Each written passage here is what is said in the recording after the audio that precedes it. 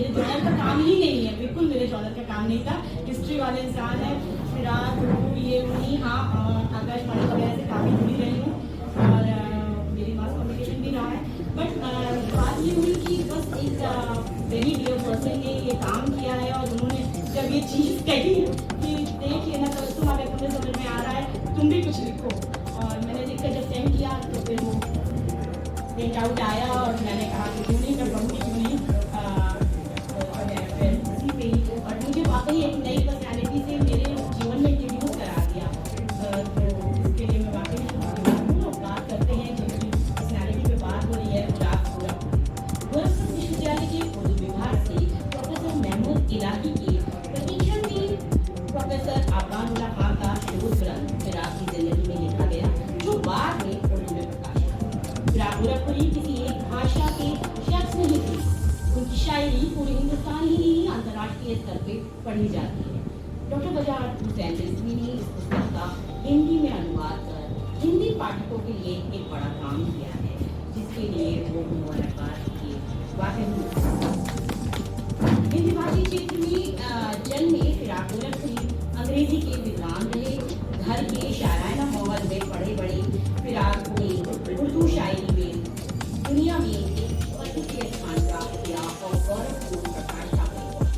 यही वजह है कि उर्दू शायरी की दुनिया में उन्होंने अपना बुलंद स्थान बनाया और उनकी शायरी आज भी लोगों के दिलो दिमाग में महफूज है। जी हाँ, साहित्य के प्रसिद्ध शायर सहाय जिनको फिराक गोरखपुरी के नाम से जाना जाता है व पहचाना जाता है, उत्तर प्रदेश के गोरखपुर जनपद में 28 अगस्त 1896 में उनका जन्म हुआ। पिता मुंशी गुरुप्रसाद इब्रत शायर और प्रतिष्ठित व्यक्ति थे। फिराक ने स्नातक में प्रदेश में चौथा स्थान प्राप्त किया। उसके उपरांत ICS में चुने गए, पर किंतु महात्मा गांधी से प्रेरित होने के बाद उन्होंने स्वतंत्रता की लड़ाई में भाग लेने का अपना मन बनाया और अपने पद को त्याग दिया। असहयोग आंदोलन में सम्मिलित होने के कारण ब्रिटिश शासन काल में 1.5 साल तक जेल की सजा भी काटी। जेल से रिहा होने के उपरांत जवाहरलाल नेहरू ने उन्हें भारतीय कांग्रेस के दफ्तर में सचिव के पद पे नियुक्त किया, किंतु जब नेहरू जी यूरोप गए तो उन्होंने भी अपना सचिव पद छोड़ दिया। इसके बाद वो इलाहाबाद विश्वविद्यालय में 1930 से 60 तक के बीच के अरसे में अंग्रेजी प्राध्यापक के रूप में अपनी सेवाएं प्रदान की। है कि अनुवाद के लिए बालिग नजरी बहुत जरूरी है। अगर आप एज इट इज अनुवाद नहीं कर सकते हैं तो फिर आपको अनुवाद नहीं करना चाहिए। या तो होता ही है कि या तो लिखने अनुवाद करने वाला अनुवाद को बढ़ा देता है आगे, या फिर उसे कम कर देता है, या जहां उसकी समझ में कुछ नहीं आता उन चीजों को गोल कर जाता है। तो इस एतबार से अगर देखा जाए तो ये किताब बहुत अच्छी है, क्योंकि इसमें बाकायदा जो जैसी फिक्र उनकी थी वैसा ही उन्होंने अनुवाद किया है। और ये बात तो उन्होंने बचने के लिए कही थी कि 2-2, 4-4 पेज हमने अनुवाद किए, ऐसा कोई करता नहीं है। इसलिए क्योंकि जब नजर की वुसअत जो है मंजर को भी देख लेती है और पस मंजर को भी देख लेती है, तब इस तरह के अनुवाद हो पाते हैं। मैंने बहुत से अंग्रेजी से भी उर्दू में किए हैं, उर्दू से भी और तमाम किए हैं, तो मैं ये बात जानता हूँ कभी कभी कोई लफ्ज ऐसा फंस जाता है, कई दिन लग जाते हैं और बड़े बड़े प्रोफेसर हजरात जो हैं वो बता नहीं पाते। एक बार मैं फारसी की गजल की उसको लेके गया कि प्रोफेसर वलीउल हक अंसारी साहब के यहाँ, उनके यहाँ एक और दूसरे प्रोफेसर आए थे। उन्होंने कहा भाई जो सज्जन पूछ रहे हैं बताओ इन्हें। उन्होंने चंद सतरें लिखी, तो 4 लाइन में 3 जगह गलत लिखा था। कहने लगे कि मौसूफ प्रोफेसर है। लेकिन लोगों का जो मतलब ये कहने का जो कि उनकी इस्लाह भी कहने था, उनको जिल्लत भी फील नहीं करानी थी। उसी दौरान उन्होंने 4-5 किताबें मुझे दी। एक कैफ रिजवी साहब हैं, यहाँ पढ़ाते थे,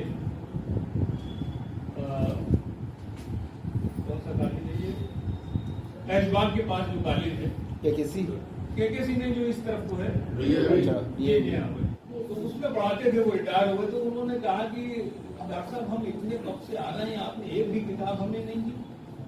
वो اور یہ کل کا لڑکا ہے، اس کو آپ 5 کتابیں دیے دیتے ہیں۔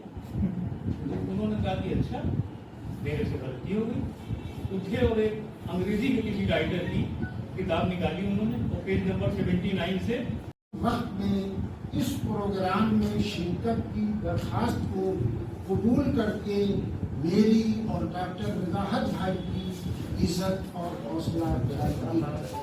میں پروگرام کے صدر اور اردو ہندی کے آفتاب و مہتاب کی موجودگی سے بہت خوش ہوں کہ آپ حضرات نے ادب نوازی کا ثبوت کیا۔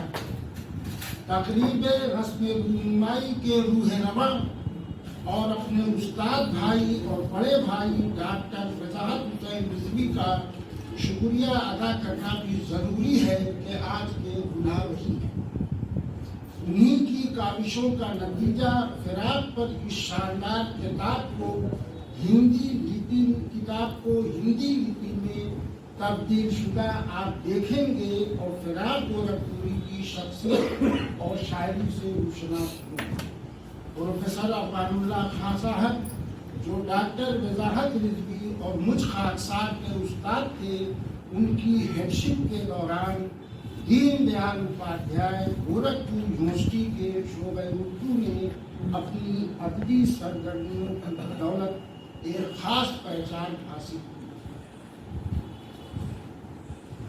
آج کا جلسہ اس لیے بھی خصوصی اہمیت کا حامل ہے کہ استاد محترم پروفیسر امان اللہ خان کے شاگرد خاص، بلکہ یہ کہنا چاہیے کہ ان کی نگرانی میں تحقیقی مقالہ ثبوت قلم کرنے والے پہلے ریسرچ اسکالر ڈاکٹر وضاحت حسین رضوی نے اپنے مرحوم استاد کی دیرینہ خواہش کو پائے تکمیل تک پہنچایا، یعنی ان کے تخلیقی مقالے فراق کی شاعری کو ہندی کے قالب میں ڈھال دیا۔ آج اس گراں قدر کتاب کی رسم رونمائی ہے۔ میں ڈاکٹر وضاحت حسین رضوی کو صمیم قلب سے اس گراں قدر کارنامے کے لیے مبارکباد پیش کرتا ہوں۔ اتر پردیش حکومت کے محکمہ اطلاعات و رابطہ عامہ میں ڈپٹی ڈائریکٹر جیسے اہم عہدے پر فائز رہنے کے باوجود اپنی مصروف زندگی میں اپنے استاد کی دیرینہ خواہش کو فراموش نہیں کیا۔ ڈاکٹر رضوی صاحب کا یہ کارنامہ سبھی شاگردوں کے لیے نمونہ عمل ہے کہ کس طرح آتے گئے۔ یہ شعر ایسا ہے کہ جو ہندوستان کی تاریخ، اس کے گणراجیوں کو ایک ملا کے سرزمین ہند پر اقوام عالم کے خلاف قافلے آتے گئے ہندوستان۔ فراق صاحب کے بارے میں کافی کچھ نگیٹو بھی معاشرے میں ہے اور اسی کا زیادہ ذکر ہوتا ہے، اور ہونا بھی چاہیے، اس لیے کہ انسان کی فطرت ہے اگر آپ کچھ اچھے کام کرتے ہیں تو اس کو کوئی پروموٹ نہیں کرتا، اس کا ذکر نہیں کرتا۔ ڈی ایم صاحب مان لیجیے، ڈی ایم صاحب کچھ اچھے کام کر رہے ہیں، کسی بھکاری کو یا کسی اندھے آدمی کو راستہ پار کر رہے ہیں تو کوئی بھی اس کو ذکر نہیں کرے گا، لیکن ان کے گھر کے سامنے کوئی جھگڑا ہو جائے، کوئی کتا مر جائے یا کسی عورت کو وہ گرتے ہوئے اٹھا لیں تو اس کی چیمے گوئیاں بہت ہوتی ہیں۔ یعنی انسانی یہ تقاضا ہے، گلاب صاحب کے بارے میں بھی ہوتی رہی، لیکن اس سے کوئی انکار نہیں کر سکتا کہ فراق صاحب کی شاعری نے ہندوستان اور ہندوستان کے باہر بھی جو بھارتی درشن ہے، روڑوادیتا کے مکڑ جال سے نکال کر جو سچی تصویر انہوں نے پیش کی ہے، وہ ہمارے اور آپ کے بیچ آج بھی زندہ ہے اور آنے والے وقت تک بھی زندہ رہے گی۔ جیسے انہوں نے ایک شعر کہا کہ اس دور میں زندگی بشر کی بیمار کی رات ہوگی، تو یہ جو سملی ہے یہ دوسری جگہ نہیں ملتی۔ حالانکہ ان کے فادر جو اقرا صاحب کے نام سے تخلص کرتے تھے، فارسی کے بہت اچھے استاد تھے، اور ان کے یہاں اس شعر کی کہیں نہ کہیں ہلکی پھلکی روشنی تھی جس سے انہوں نے اس شعر کو بنا لیا، لیکن یہ شعر کہا نہیں کا جائے گا۔ جیسے ابھی میں نے جو فراق صاحب کا شعر سنایا تھا کہ قافلے آتے گئے ہندوستان بنتا گیا، اسی شعر کی روشنی سے مجنون نے وہ شعر نکالا کہ لوگ ساتھ آتے گئے ہندوستان کارواں آتے گئے ہندوستان بنتا گیا. یہ بھی اسی سے نکلا ہوا ہے. لیکن یہ ہوتا ہے، چراغ سے چراغ جلتا ہے، کیونکہ ایک بار ایک ہی سبجیکٹ پر اگر بہت سے لوگ سوچتے ہیں تو یکساں سوچتے ہیں. ایک بار میں نے پڑھا کہ خیام نے ایک ربائی میں یہ کہا کہ یہ وہ محل کہ جس میں گلوب میں بیٹھ کر جمشید پوری دنیا کا حال جان لیتا تھا، آج وہ محل اس کے کھنڈرات بھی نہیں مل رہے ہیں. یا دوسری لائن میں یہ تھا کہ وہ دارا نام کا وہ پہلوان کہ جو چلتا تھا جس سے زمین ہلتی تھی، لیکن آج وہی زیر غور ہے. یعنی ایک مدت کے بعد مٹ جانا سب کو ہے، لیکن افغان اللہ صاحب کا نام ہمیشہ زندہ یہ رہے گا کیونکہ وہ رائٹر تھے. انہوں نے اس تصنیف کو نہ بھی کیا ہوتا، لیکن انہوں نے 2 تصنیف بلگرامی صاحب اور ہمارے وضاحت صاحب نے 2 تصنیف ایسی کہتے ہیں کہ ان کے نام کو زندہ رکھتے. تعلیم حاصل کرنے کے دوران ہر طالب علم کی کوئی نہ کوئی خواہش ضرور ہوتی ہے. وہ اپنے ذہن میں کوئی خواب ضرور ڈھونڈتا ہے. میرا بھی خواب تھا کہ کسی کالج یا یونیورسٹی میں درس و تدریس سے وابستہ ہو جاتا، مگر یہ خواب شرمندہ تعلیم نہ ہو سکا. بالآخر محکمہ اطلاعات اور رابطہ عامہ میں میری تقرری ہوئی. استاد محترم جب بھی لکھنؤ آتے مجھے مطلع ضرور کرتے.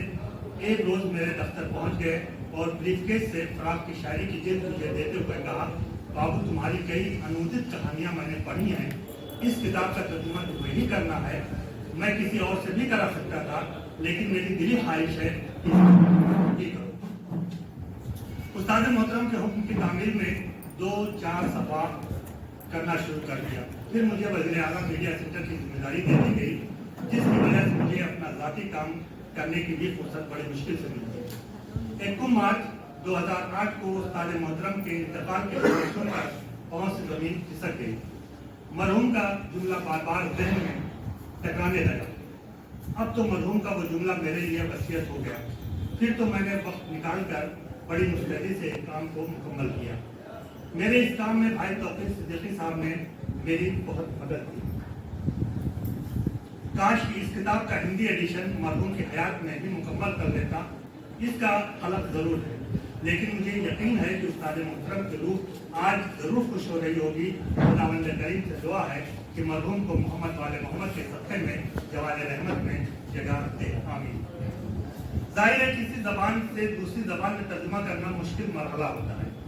تخلیق کار، شاعر، ادیب اپنی فکر کو اپنے اصلی ماحول میں اپنی طرز تحریر و